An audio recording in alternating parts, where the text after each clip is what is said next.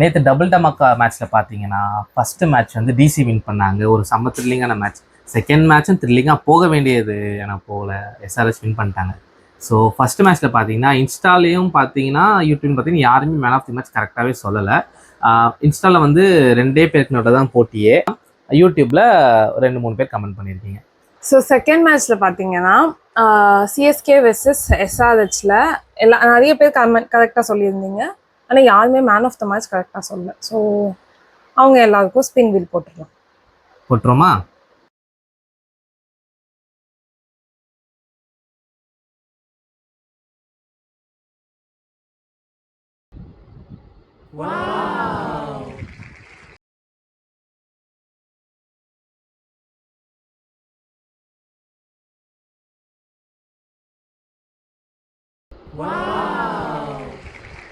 So இன்னைக்கும் பார்த்தீங்கன்னா double டமக்கா மேட்ச். ஸோ இன்னைக்கு மேட்ச் யாருக்குன்னா கொல்கட்டா வெர்சஸ் ராஜஸ்தான்.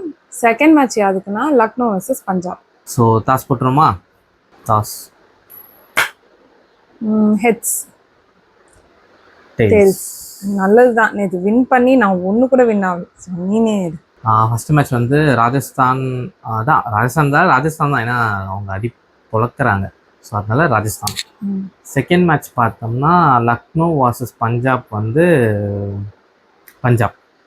அப்போ இதில் வந்து லக்னோ. ஃபர்ஸ்ட் மேட்ச்சில் நான் வந்து ராஜஸ்தான், நீ வந்து கொல்கட்டா. செகண்ட் மேட்ச்சில் வந்து நான் வந்து பஞ்சாப், நீ வந்து லக்னோ.